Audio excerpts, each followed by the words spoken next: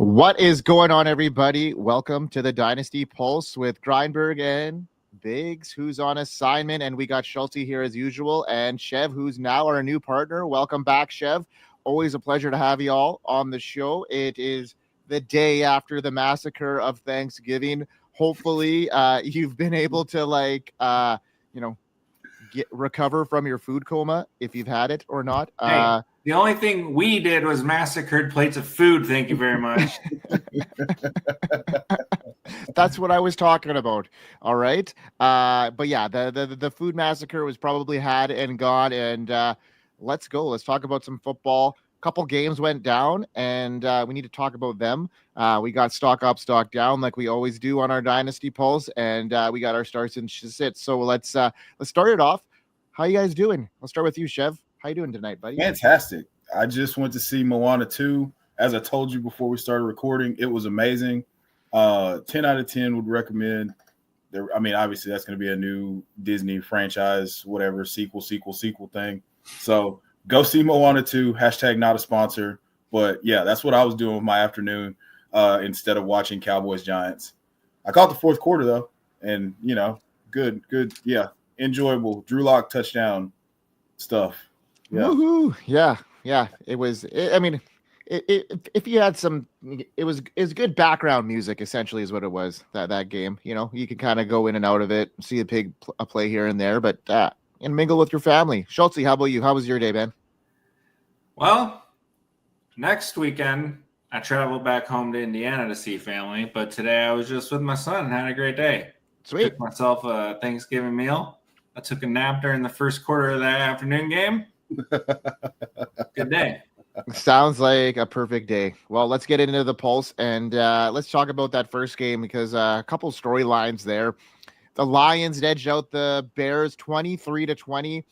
Jared Goff threw for 2 touchdowns. Jahmyr Gibbs ran for over 90 yards, solidifying his RB1 status. We got Sam Laporta scoring twice. Remains a touchdown-dependent play. Goff is a solid QB1. Just needs a little bit better red zone execution to get those higher ceilings, but they execute well in the red zone outside of their run game because that run game is electric. Sonic and what's the other guy's name? Knuckles. Yeah, let's go. That's a cool little combo there. What about those two guys? Chev, what did you get out of that game this morning? I got that if they're not going to continue to run the ball at maddening levels in the red zone, they're not going to be able to score enough touchdowns to put games out of reach early. Jared Goff is good when you keep him upright and not under pressure. But if you're asking him to be, super accurate, do some wild stuff and create, that is where, that's where you're going to lose him. I mean, he did throw 2 touchdowns to Sam Laporta. Those were beautifully designed plays. But other than that, they were just really inefficient in the red zone. And then once Caleb got rolling, which, by the way, I'm gonna go change the show doc. Yeah, I'm gonna go ahead. Yeah, hold on. I'm gonna add this right now. Yeah. So yeah, once Caleb got rolling, it was it's so fun to watch. I personally believe that he is truly generational. So seeing that second half, I felt great about it. But yeah, those running backs. And did you see their cleats? Yeah. I tweeted it from the account. They had Sonic and Knuckles themed cleats. Yeah. So yeah, it was a fun time. I mean, David Montgomery and Jahmyr Gibbs, both RB1s. If you can get them somehow in Dynasty, do so. Full stop. Yeah. Well, let's go to the other side of the ball. You talked about Caleb Williams a little bit here, but Schultzy, let's get your take. He showed flashes of brilliance for the Bears, especially in that second half. Threw for over 300 yards. His connection for Keenan Allen, who posted, 2 touchdowns, was a key to the Bears' comeback. While Williams, second half performance is promising, the Lions' depleted defense should be taken into account. Allen is a must-start wide receiver too moving forward. It looks like now this offense is starting to come around. So, Schultzy, what's your take on Caleb Williams' big second half? Well, the new offensive coordinator, I don't even know the name of who the new guy is, but the changes clearly made a huge difference here. I tweeted last week after who did the Bears play last week? I am my blank. Vikings. The Vikings. Oh yeah. After that game, watching Caleb struggle early in the year and then starting to watch him figure it out right now. And then you got Jaden Daniels, who's the complete opposite of that, where he jumped out, was just shredding people, and then the league, it looks like the league is starting to figure him out a little bit. It's very telling about those two guys as prospects to me, and I'm with Chev here that I want all the Caleb Williams. He's showing right now that this is the dude they were after. The fact that first half was that garbage. And then he turned around on the road down 20 points or whatever it was against probably maybe the best team in the league. And very easily could have won. And he shredded them too. I mean, it was God. He got his knees wrecked out and then just threw an absolute rocket for a touchdown. I mean, this kid has balls, man. Big fan. I'd be buying him too. So this is a really cool one that I saw the other day, and I can't get it out of my head for the hell of me. And I think our league, the NFL, is in great hands moving forward with three of these guys. And you look at these comparisons that, was brought to my attention, and it's hard to look back from it. So you got Jaden Daniels, who looks eerily similar to someone like Lamar Jackson, right? And then you got, Drake May, who's almost like the Josh Allen clone. And then who are we just talking about there?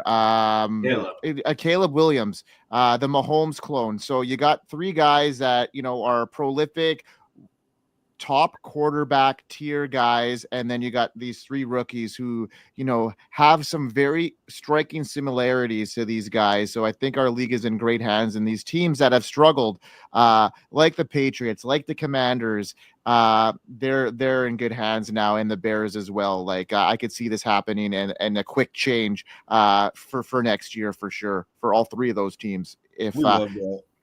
We absolutely love that. Thomas Brown is the Bears offensive coordinator that took over, by the way. Okay. He was in Carolina last year, but I mean, that cupboard was beyond bare for Bryce Young, which we'll get into that later. I feel like they just couldn't get into a rhythm, which happens sometimes. Like they just couldn't stay on the field, like couldn't get through their first 15 script in the first half because the Lions were pounding their defense into submission.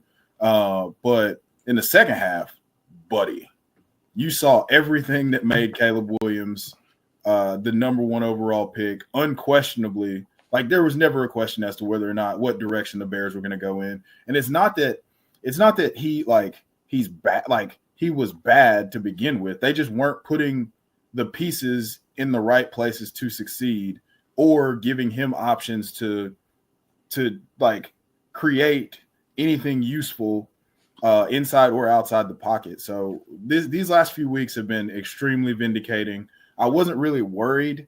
Sometimes it takes longer for things to come to fruition. But now that he seems to have gotten a grasp and has like a mind meld with his that coach play caller mind meld or quarterback play caller mind meld, he's been absolutely electric. So yeah, I loved what I saw today, but also I'm a Caleb apologist to the core. So that play he had today where he scrambled looked like he was about to run it, but then flattened himself right before the line of scrimmage at the sideline and flicked it to DJ Moore instead of running it. Yeah. Oh, what a play. And then, well, speaking about DJ Moore, I mean, he did salvage a quiet game with that late touchdown, but he remains, after the last couple of games, since the coaching change, like we mentioned, they're designing him a lot of plays closer to the line of scrimmage. They're not his ADOT has shrunk quite a bit, but his target share has been there. He's been catching every single one of his balls, and he's a playmaker, and he's able to get the first down when they need him. And unfortunately for Roma Dunze, it looks like these two veteran guys are starting to really click with their rookie quarterback. They're where they need to be in the right spots. And Caleb is relying on these guys. So, I can see this Bears team starting to really start changing things up, gaining some momentum here in the stretch, and helping fantasy teams win some championships here with some of these guys that you were pretty much leaving for out to dry with that offensive line, and now it's come around, and the bye really helped, but also the coaching change and the new the new mantra of that offense has definitely changed. So I like it, guys. Yep. 100%. All right. Let's move on to the Giants and Cowboys, and that was have to. We don't really have to. We could talk a little bit about it because one story I really want to get your guys' opinion on here is why the hell were the Cowboys giving the fullback the ball so much? Yeah. Well, I mean, I was worried. There's two storylines here. There's the CeeDee Lamb one that I want to talk a little bit about, and then Tyrone Tracy as well, because he looks like the guy that has the most, juice. He looks great. Obviously, the fumbles were an issue with him 2 weeks in a row. So the coaching staff may be a little bit reluctant to give him the ball. But when he has the ball in his hands, he's electrifying. We saw that, in the limited touches he had today, which is unfortunate. So what are your guys' take? Are they going to trust him a little bit more, seeing how much more efficient he is with the touches, Schultzy, do you think? Are you talking about Tracy? Yeah. I hope so, man. Like, what else is there? Like, what's the point of giving Singletary the bulk right now? Like, I don't know. You got this young rookie who he's new at running back, but he's flashed, man. And I get the struggles have been there with the ball security, but he's not going to work through it by not playing. What about you there, Chev? Are you looking at this like I need the harsh reality here because, I got a lot of Tyrone Tracy stocks, and he's in a flex position in a lot of my leagues. So I'm looking at him as starting on the line with guys like today I had a tough one. Like, was it starting him or Marvin Harrison Jr.? And tough one. Marvin Harrison Jr.'s got a great matchup. So did Tyrone Tracy. And then you see the usage here. And now I'm going to be like, I'm a little bit more reluctant now as a must start now, even in flexes, in some of my deeper leagues. So for me, before he started the fumbling problem, which started, if I'm not mistaken, in the Germany game, he was getting workhorse volume. I think my very first appearance on the show, I was like, Tyrone Tracy is my start of the week. And he then had two plays that directly cost them the game in the Germany game. And since then, he's fumbled in every game since. I don't think he fumbled today, right? No. He did not fumble today, which is good. So hopefully we'll see it start to kind of level back out to where Devin Singletary is now the secondary option instead of taking more of those carries. I mean, you did see him play quite a bit in the 2-minute catch-up mode situation in the fourth quarter, which was great to see because he made a play there where it's very obvious that he is their second most talented player on offense. But for me, I would love to see him go back to that workhorse volume that he was getting. Steelers week, Carolina. If he can return back to that, I would feel great about it. And I think that that's where they're going to head. But he's just got to hold on to the football. Like, we can't, there was, I forget the running back's name back in the day for the Patriots that was really good that just could not hold on to the ball. Stephen Ridley. Like, he would be electric with the ball, and then he would just fumble out of nowhere. And that ended up, he ended up just getting written out of New England because he couldn't hold on to the ball. I think that if he holds on to the ball, he's a locked and loaded volume high-end RB2, and they're using him in the passing game now, and they're going to be losing a lot, so he should get receptions. I feel a little bit more confident after today, even though Devin Singletary did have 7 carries and a target. I think that if the game script is more neutral, that should benefit Tyrone Tracy to be around 17 touches a game. And you know what? I think of some of that usage for Singletary was earlier on in the game, kind of given the, showing the point, you fumble, you're going to have a little bit more competition. And then Tyrone Tracy was clearly the more efficient guy. and the Giants needed him later on in the game. They used him, especially in the 2-minute drill, like you mentioned. But he was starting drives a little bit more frequently in the end of the game there. Now, my biggest fear, it looks like it's coming to fruition here with this CeeDee Lamb situation. A lot of guys were, optimistic still about his situation with Cooper Rush, because 2 years ago when Cooper Rush came in and took over for Dak, CeeDee Lamb had some spike games and was still proficient. Now, I think that situation is a lot different. They don't have a run game anymore. Rico Dowdle, looked better today. He looked the best he's looked all season, but he's not a formidable guy that, is going to take coverage off of CeeDee Lamb or have to take, that extra coverage off of him. I looked at him today and he was getting triple covered quite often. And it was just, he's banged up a little bit. He's getting hit hard. He's getting those small little dump off passes on the line of scrimmage. He's not getting looked downfield either. What's your guys' take now? Are we in panic mode now? I'll start with you, Chev. Yes, 100% panic mode. I think that this is turning into what could be a lost season for CeeDee Lamb. I mean, right now he's leading the league in receptions, but does it feel that way? Like, if you have CeeDee Lamb, I have him in 2 or 3 leagues, and it does not feel that way at all. It's not one of those things where you're getting more so like wide receiver 1 performances. Like I said, this is the 2024 version of what we went through with Jamar Chase last year. But I think it could be even lower upside than that because of the fact that he's not going to get crazy volume, and it doesn't look like he's going to make spectacular plays that win you your week. So more of a wide receiver 18 to 24-ish than, bona fide wide receiver 1 that you were expecting when you drafted him, potentially number 1 overall. So super cool. But with that being said, if you can go get him from a team that sucks and wants to rebuild in Dynasty, 1,000% do that. Pay whatever it takes. Yeah. I mean, in redraft, we know his situations in bleak. So like I think it was a couple of weeks ago on this show, I was talking about guys that we were, throwing up as trade bait there. And, when I mentioned Terry McLaurin, I got scoffed at, and I was like, I'm taking that trade right now.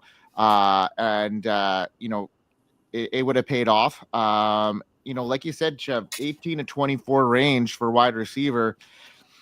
He's hurting all the teams I drafted him on. Like, every team that I have CeeDee Lamb on, I'm struggling because of that, because I had him in, a lot of leagues. I think I'm in 4 places, 4 or 5 spots, and all those leagues I'm struggling in because of that fact, because he's such a high value draft pick. And when they're not performing to that, it really hurts your lineup. Yeah. I mean, like I said, I offered a guy CeeDee Lamb in redraft for George Pickens, and he just rejected it immediately. So, but he also knows how much I love George Pickens, so he's probably trying to gouge me. There you go. You got anything to add to that there, Schultzy? I think 18 to 24 range is probably pretty reasonable for him, which still puts you as you're still starting him. Mm-hmm.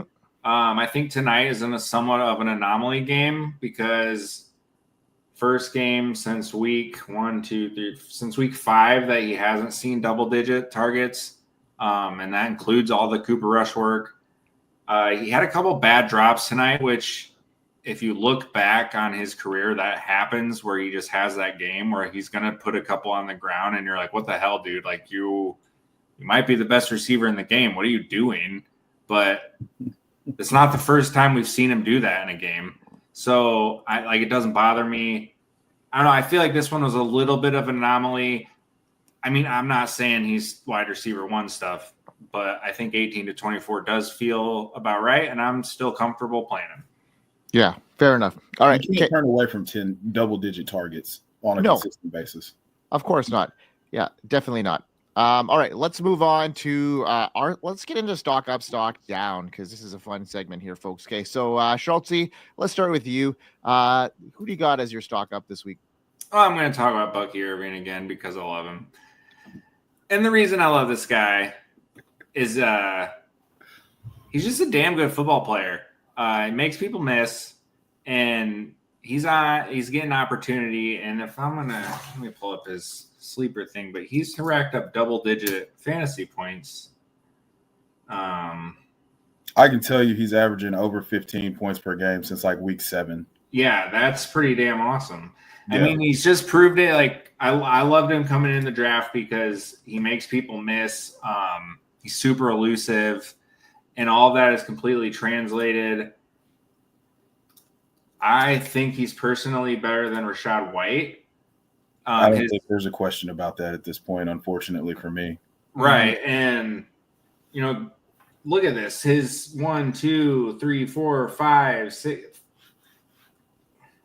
Good Lord. It's like, I think 6 out of his last 8 games he's posted at double-digit fantasy points, and this is in the middle of being muddled. Like, I mean, the takeover happened last Sunday. Like, yeah.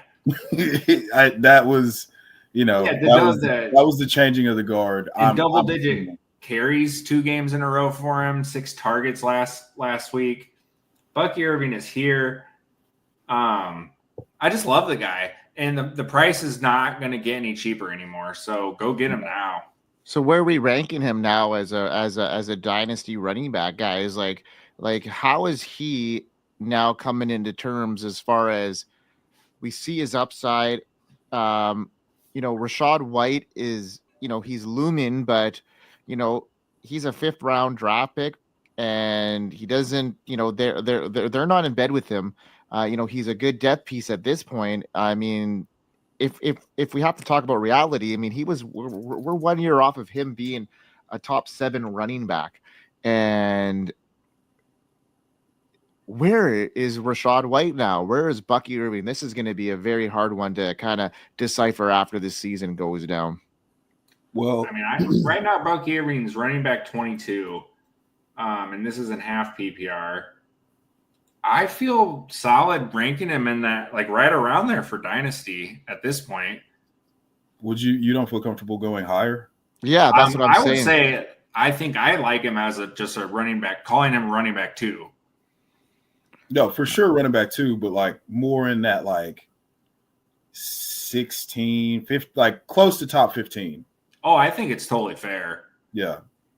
Yeah. Close to top he's in a good offense. He's tied to a good quarterback at this point. If Rachaad White goes away, Bucky Irving would be like in the same vein as Chase Brown rest of season. Totally fair. Yeah. I got a good one then. Bucky Irving, the guy who we're talking about right now, in depth, or Travis Etienne? Bucky. Man, that's right now. It's hard to make that call because my big thing with Etienne is like I just need to know what the future looks like. Like, let's say Jags hire Ben Johnson. Oh, I'm taking Etienne all day, every day over Bucky Irving. Yeah, that's fair. That's fair. So, like, that's a really hard one for me right now.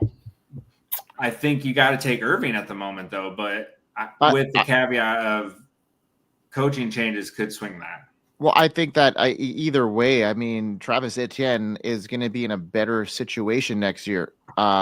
Is he though? I think he will be. Yeah, I think. So the reason I asked that, not to cut you off, but the reason I asked that is because he's going his 5th year option, new coaching staff, probably new GM with no loyalty to him. Tank Bigsby has put on film that he is the better running back in the backfield. That like there's for me, the biggest fear is that he gets traded to a situation that's either just like the one he is now or worse than what he's in now. And they don't have any sort of financial commitment to him anymore. Like there's too much contract certainty with Bucky Irving and that role moving forward, even if they bring in a new offensive coordinator, as opposed to all of the change organizationally with the Jaguars that would make me feel way less comfortable with anything to do with Travis Etienne right now. I just think for me personally, situations are very fluctuating. I look at draft capital. Absolutely. I look at talent a lot more, and situations could change at a drop of a dime. And Travis Etienne could be in a role, if he gets traded, he could be that lead guy in a bell cow role. There's so many variables. That's why I asked this question. I'm not a Etienne truther. I was actually like last year, very much against Travis Etienne, thinking Tank Bigsby was going to do that last year. And I ate a lot of crow last year because of it. And now it's coming to fruition this year. So just tempering my expectations, but just understanding that Travis Etienne could be in a situation, and that first round draft capital has kept him in the Jaguars lineup quite a bit now. And I think that could definitely put him in a position where people are going to, want to have him on his team. So yeah, like right now I have Bucky ahead of him. So for sure. No, you made an important point there. It is important to be a thermostat when it comes to these types of things instead of a thermometer, because obviously if you have Travis Etienne right now, you couldn't get a wooden nickel for him. So like you can't sell him right now, but at the same time, like I don't know that I would feel comfortable buying him either because of all the things that I laid out before. If I'm trying to acquire a player, it's Bucky. If I was trying to sell a player, it would still be Bucky because I know I could get more at this point for him. For sure. Value is value, right? You know what I mean? And it's just a number, and I'm not in bed with any player. Like I'm willing to trade him for the right price, like if someone's willing to pay an arm and a leg to get Jamar Chase off of me, I'm willing to entertain that. Ooh, man, that would be tough. I mean, I'm pretty sure if you have Jamar Chase, your team is contending or close to it. So, or on the fringe. Dynasty leagues where people are willing to pay for those kind of guys. They just send you the shittiest offers. Yeah. Well, I mean, I find that you really, especially at this time of year, if you're a contender, you really have to overpay in order to get anything. But you know what?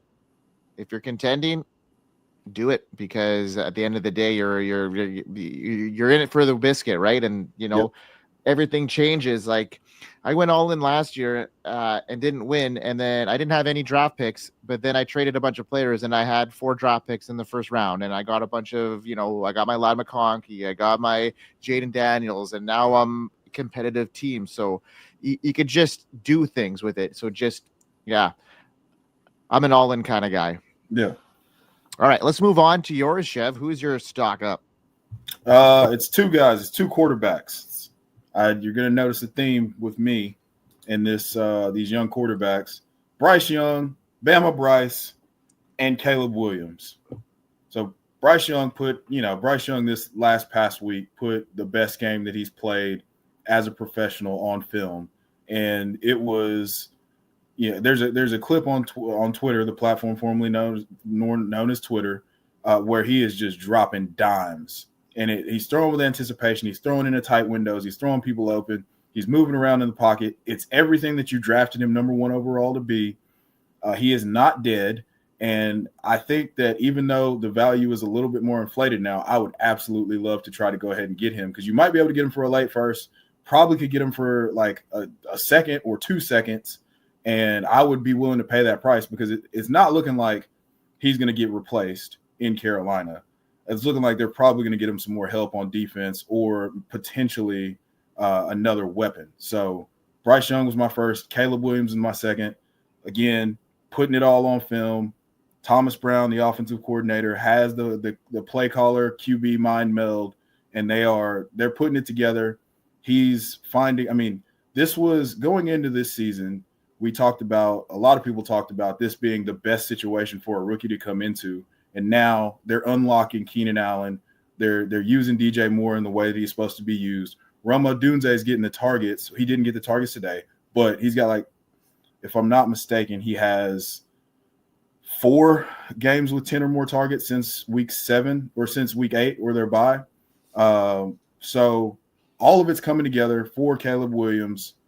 I would be aggressively trying to acquire him, because this window is going to shut if it's not already shut, and it's not going to open back up again for another 3 or 4 years, or something catastrophic injury. We don't wish that on anybody, but it's not going to be open again for a long time. Yeah, and I like your take on Bryce Young too. I think that he's ascending as well. I mean, Schultzy, we were pretty high on him headed into this season, and that whole Carolina offense, and it just kind of fizzled out. But I think the pause they took, taking him out of the game.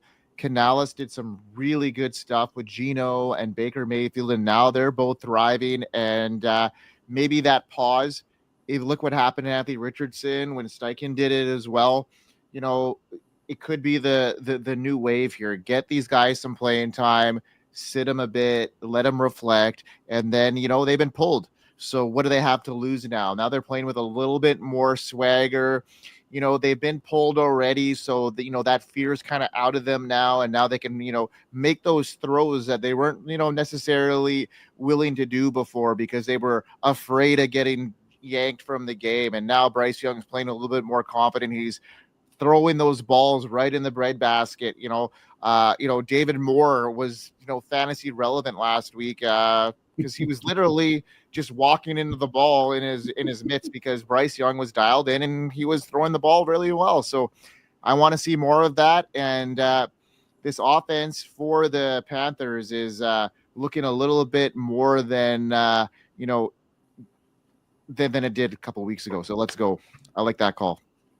Now my stock up is Trey McBride. I'm not sure how much more he could get higher, but I think if he scored a touchdown in a game, his fantasy value would even skyrocket even more. I mean, the guy is just putting out a performance, and Brock Bowers and him are going to be probably the talk of the offseason, just like it was last year with him and Sam Laporta. And I was the Trey McBride truther then, and I'm a Trey McBride truther now. I will always be there. I went into some I went into some battles with Trey McBride and Sam Laporta last offseason, and people were throwing shade at me. And I'm eating, I'm having the last laugh now because, Laporta is a touchdown dependent guy. He needs to be targeted. He had 10 touchdowns last year. His regression was going to happen. Whereas, Trey McBride was a target machine last year at the end of last year, and he didn't score many touchdowns. He still isn't scoring many touchdowns. He's tight end 3 with 0 touchdowns. He has 2 touchdowns. He is tight end 1 overall. It just shows you where he's at, and this offense is going to start piling up points now. This division is up for grabs, and they're going to be playing each other tight. And I love the schedule for the Cardinals moving forward, and I just love the connection with him and Kyler Murray. So even though his price is high, I'm still thinking he is still on the rise. 100%. I don't think that we've seen the best of him as a fantasy option either. I'm gonna make a cut up of Kyler Murray just missing him in the end zone because he's had the opportunity where he's just wide open and Kyler misses him for like 3 or 4 touchdowns. He's dropped a touchdown. I know he dropped a touchdown in the San Francisco game. I say this because he's one of my most rostered tight ends. So whenever I see anything with Trey McBride, I'm like, yeah, we need that. And then going back to last year, I think he had like 4 or 5 games of 8 receptions and 80 yards, and only I think maybe Travis Kelce was the only other tight end to have more than 2. So he's locked in for volume. We just need the touchdown regression to hit. If he finishes with 6 or 7 touchdowns, which would mean he's going to go on a tear here, he's going to be the tight end 1. And then you can argue him or Brock Bowers, but give me the guy in the better offense. There you have it. All right, Schultzy, stock down. Let's go. This is my man, Trevor Lawrence. And stock down because his price has probably plummeted. Like from the time he's got drafted till now, I would be willing to bet this is as low as it's gotten. And that includes all the rookie year struggles under Urban. With the injury now and just with how the offenses look this year, like who wants to buy this guy? Well, I do. Well, obviously it's because I'm a Jags fan, but everything about what Trevor does on the field and on film is still phenomenal. They have a very competent NFL backup quarterback in Mac Jones, and this offense has churned out 300 yards in 2 games. It's been abysmal under Mac Jones. And that just shows you how impressive Trevor is and like how valuable he is, that he's turned this archaic scheme that Doug runs. And he turned it into what the production they did have this year. Mac Jones made the freaking playoffs. Like, I'm not saying he's going to start and be like the dude, but he is a good NFL backup quarterback. Like, if he's my backup, I mean, he is, but if he's your backup, like you should feel comfortable with that. Right. And he came in this offense and they can't even get 300 yards in 2 games hardly. Like, Saquon Barkley himself has outgained this team under Mac Jones. Doug's going to be gone. And actually I pulled one thing up. And everyone, like, the thing people love to say about Doug, he's from the Andy Reid tree. Well, here's the thing. Andy Reid evolves and adapts. Doug does not. The Jags are 28th in the league in motion rate at 50.7%, and Kansas City is 7th in the league at 70%. Andy Reid evolves and adapts. Doug does the same shit. He's running the exact same offense as his first year in Jacksonville. People figured it out. He doesn't evolve. He doesn't adapt. He's going to be gone. Now, step in Ben Johnson, Liam Cohen, someone who knows how to, draw X's and O's up and actually like write a game plan and utilize their skill. Trevor's going to explode next season. Go buy him. Love that call. All right. I'm sick of talking about Trevor. I don't know where I'm at with him yet. I'm so like he's a guy that like I got lost in his Vidal Sassoon hair because I don't know, man. This year there's a couple guys that I wish I didn't draft, and Trevor Lawrence was one of them this year. So for sure, yeah. So I'm gonna tread carefully next year with all the stuff that is being told, all the stuff like it's the same stuff I was told this offseason. So I'm gonna be a little bit worried. I'm not gonna lie. Hey, take it from Kevin O'Connell when he said coaches or young quarterbacks don't fail coaches and organizations. It's the other way around. All right, Chev. Let's talk about your stock down. It's Deebo Samuel. It is Deebo Samuel. And the reason being is we're not seeing the same type of usage that would lend itself to him being a fantasy relevant option. And he's not at the age cliff, but he's at the contract cliff for the 49ers. And I would say he is at that age cliff considering his wear and tear he had at the running back position. So when you think about how much run he had in that position, you kind of maybe take that age cliff down a little bit for his wide receiver, in my opinion. Sorry, I didn't mean to interrupt you there, but I just wanted to get that in because I think he's close to that age cliff now when you think of how much he ran the ball. That's fine. So I mean, it's probably like 175 carries over the course of his career, if I like, give or take. I'm not as concerned about that as I am with the fact that the 49ers have a bunch of money tied up and they have to pay Brock Purdy this year. So for me, Deebo Samuel kind of ends up as the odd man out because of the fact that they paid Brandon Ayuk $120 million. They drafted Ricky Pearsall in the first round. They gave Juwan Jennings a 3-year, $15 million extension. Everything tells you that they're going to move on from one of these guys, and it's not going to be the guy that they just gave $120 million to. It's clearly not going to be Juwan Jennings. It's not going to be Christian McCaffrey, who they just gave an extension to. Where does that leave Deebo Samuel? See ya. So I don't have any sort of certainty to buy him, and the type of player that he is, I just can't see him having or maintaining the same type of value in another system. So that's why I'm way down on Deebo Samuel, and I don't know how to proceed with him, because you're not going to get fair market value because he's not producing at a high level.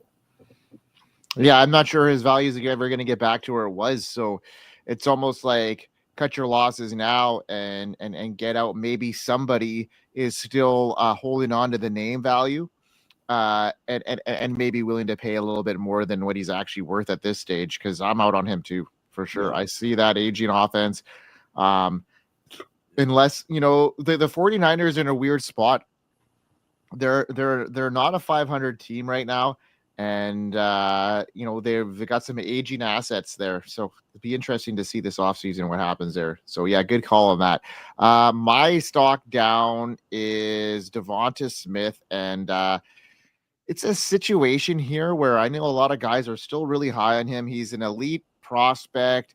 He's been playing, at elite level for many years, but he's facing some situations here that really makes me think that he's on the decline a little bit. AJ Brown, when he's playing, he's the stud, but Saquon Barkley coming in and stealing so much run is completely changed that offense in a great way. They're hitting on all cylinders and they're running the ball quite a bit. They've got a lot of targets in the red zone that have been gobbled up by not only the tush push, but now Saquon Barkley, who is, I was worried about, Jalen Hurts taking a hit with Barkley here. I didn't even think that they could score just as many points in the red zone, but if not more. But they're just not throwing the ball now. They're just not throwing the ball. They don't need to throw the ball there. They're just so prolific. Jalen Hurts is getting his eat, and then Saquon Barkley is too. So, and AJ Brown is as well. So they just say AJ Brown deep. Yeah. Yeah. So it just means that there's not as many mouths to feed. And Devonta Smith was ranked as a top 15 wide receiver headed into this year in Dynasty. And if you can, take that and make some, improve that, I would be trying to do that right now, because honestly, I see this being something that is going to be the staple for the Eagles for a couple more years. I think what they see, having a prolific running back there. AJ Brown is still in the prime of his career. And I think now Devonta Smith is just going to be like a more complimentary guy rather than a guy that's going to steal you a game or two here and there. I agree. I mean, I don't, they're dead last in the league in pass rate over expectation. Saquon Barkley is clearly, they're putting him in MVP talks. He's not going to win, obviously, but he's on pace to break if I'm not mistaken, he's on pace to break the rushing record and the scrimmage yards record. How could he not? He's had those couple games that are just ridiculous. Right. So there's only so many ways you can slice the pie and keep everybody fed. So Devonta Smith and Dallas Goedert seem to be the odd men out there. And speaking of the pass rate thing, AJ Brown's like 7th in the league in reception yards on like 50 receptions. Like when you look at the list, he's like 25 receptions less than everybody else on the list. Yeah. And that's just kind of his thing. Like he's got a 20-yard per catch season under his belt already. And I think this is just, he's a freak athlete. I love AJ Brown so much. But he doesn't need a ton of volume because he can score from anywhere. And he's one of the best contested catch guys. He's one of the best deep downfield guys. He's just one of the best receivers in the league. So he's going to get his. Whoever designed and ran the offense at Ole Miss, who had him and DK Metcalf, they don't deserve a job in football ever again. Oh, dude, no. It was him, DK Metcalf, and Van Jefferson, and another guy who played for the Elijah Moore. Yes. And there was another guy. They're like, so all 5 receivers that were in that wide receiver room played professional football, and they were still bad. Right. That's insane. Yeah. Good wide receiver scouts. Yeah. All right, let's get into our starts and sits. We're 45 minutes in, so let's rock this through here. Schultzy, who's your start of the week? Kyler Murray. Vikings get trashed in the secondary. I think this game's got potential to be a real barn burner. Give me all the Kyler. Yeah.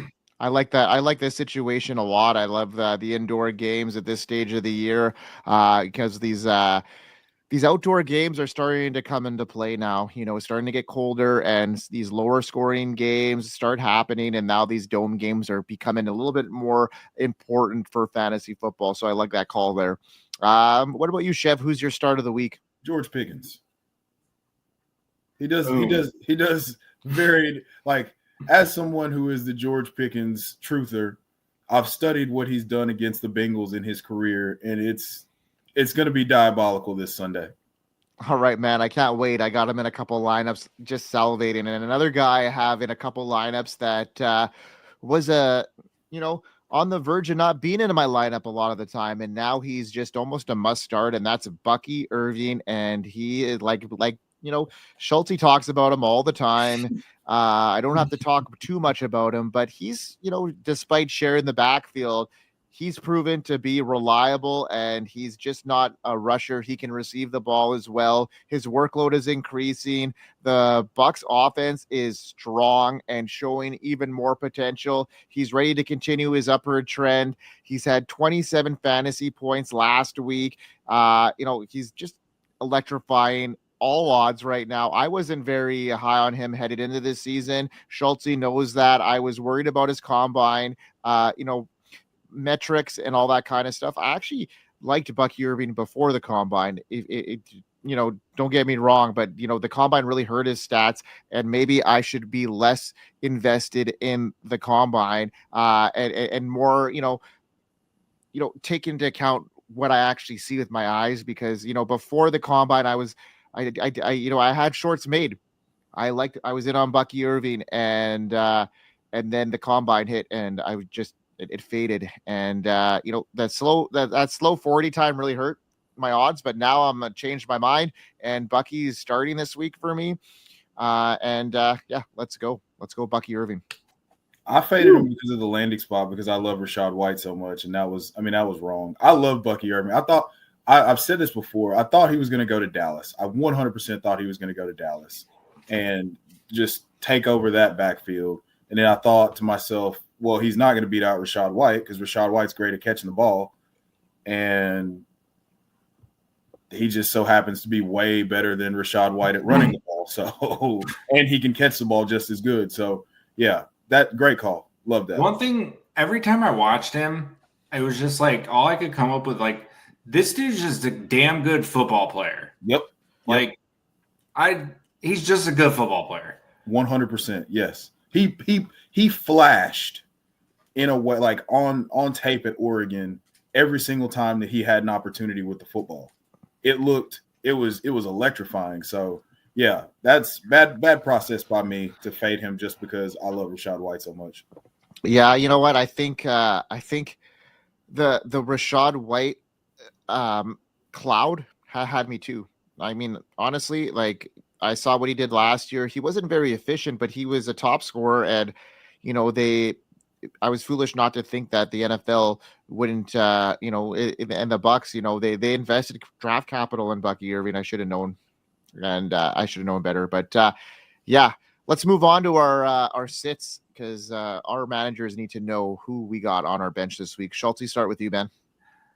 So this one's going to be a little crazy to some, but I'm pretty comfortable benching Joe Burrow this week. He's got a hard matchup against the Steelers. Weather's changing. It's getting cold here. And the big reason here is, one, the matchup, pass rush for the Steelers. That's like your big ticket to stopping Joe Burrow, is get after him. I think they're going to do that. 2, wrist injury. This is a scary injury for Burrow, and he took a hit early in that Sunday night game that you could tell kind of re-aggravated it some. He only ended up completing like 56% of his passes. So the accuracy coming along with that is a little bit of a concern. He had a huge game against the Chargers, don't get me wrong. But this Steelers defense, like, they know Burrow, like, it's a division game, and I believe they've already played this year. So that second division game, am I wrong in that? I think they played. This is the first time that they played, and they play again in like week 18. Okay, I must have been thinking of the Ravens. Oh yeah, they played the Ravens twice pretty quick. Regardless, division game in late November in the AFC North. Yep. Burrow in his press conference got asked about the wrist injury and about the cold and if it was going to affect him, and he was pretty honest about it. He's like, I don't know. We're gonna give it a shot. I don't like it. I think there are a lot of options you could go this week that are safer than Burrow. Yeah, I mean, I'm gonna have a hard time sitting Joe Burrow if he's in my lineup. But there are some streaming options there that could definitely outperform him. So I don't mind that bold take there, Schultzy. Chev, who's your sit this week, man? Jameis Winston.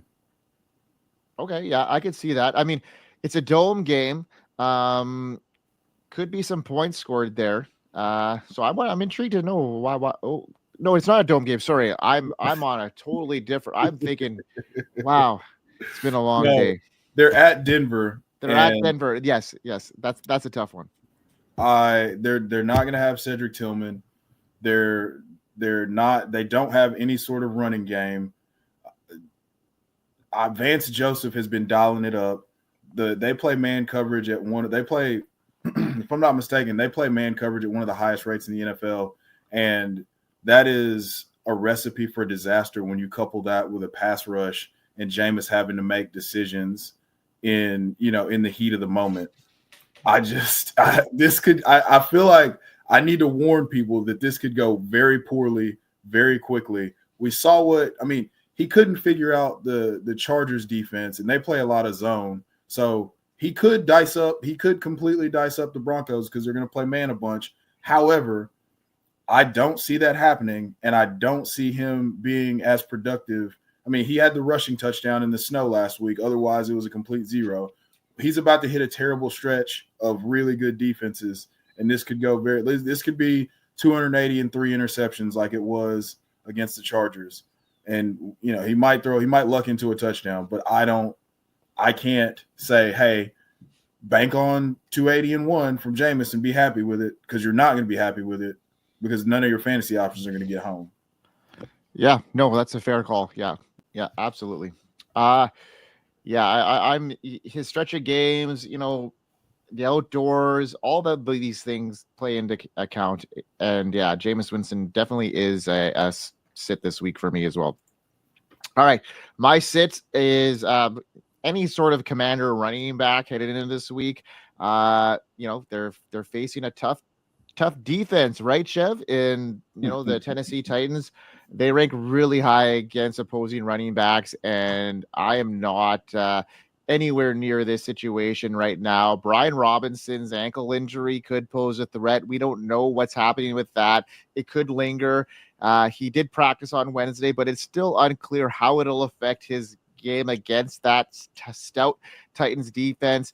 Austin Eckler is in concussion protocol, so I'm not expecting him to be playing. And Jerry McNichols has come in at times, has shown that he can play, but against the Titans defense, I'm worried about this. I'm not starting Brian Robinson Jr. if he plays because of that ankle injury and against that Titans defense. So I'm not starting any Commanders running backs if I have any other options. In a week where there's a full slate, I think there's some better options out there. I agree. Yeah. There's no reason to do that to yourself unless you just like not scoring fantasy points. There you have it. From the legendary ball knower, we know what's going on. Chev, man. Fucking right. I love it. All right, folks. 54 minutes in. We've covered all the breaking news of the week and our starts and sits, some stock up, stock down, some interesting conversations. It's always a pleasure having y'all on the show. We'll be back next week. Some of us will be back. Schultzy will be away. He's in. He'll be going home. Going back home to visit for the weekend. If Bigz is still alive after his nacho experience, he'll be back. And then we have a new guest coming on that is going to be a frequent on here is Jeremiah from the news desk on Player Profile. He's going to join us as well. Yeah, so we've invited Jeremiah on the show. So you know what? it's going to be like a 5-way thing where anytime one of us gets on, we'll try and make a show happen. So, it might not be all of us every week, but it'll be some of us every week. So, keep tuning into the Dynasty Pulse on the Fantasy Football Plus Network and the Undroppables Network. We're so privileged to have you all kind of tune in and join us every week. It's been a fun ride. Schultzy, Chev, thanks for coming back and joining us once again. Schultzy, tell everybody where they can find you and all your stuff, my man. Oh, go find me on the old Twitter machine at Schultzy, but instead of an L, it's a 1. So you can look down there on the screen and you can figure it out. There you have it. Now, Chev, you're a busy man these days. Tell everybody what you're doing and where you can find all your great work. So you can find me on the platform formerly known as Twitter at Chev90. You can follow the podcast, 2 Guys, 1 Pod, FF on X and Blue Sky, or, whatever other social media that you use. I'm on the news desk with Bigz on Friday nights and Titans Uncovered, which will drop tomorrow, I guess, Grindberg? Yeah, let's go. So we'll drop that tomorrow. But yeah, tune in. Yeah, man. We're popping, and then you can find me and Bigz and all our shit everywhere. As long as you're on YouTube, you'll probably we'll find our face somewhere on there. So yeah, thanks for tuning into the Pulse, and then next week we'll be back with more action, more stock up, more stock down, and definitely some more fun here. So from all of us on the Dynasty Pulse, let's get it. Let's get it. Week 13. We hope you win, folks. We hope you win. Yeah.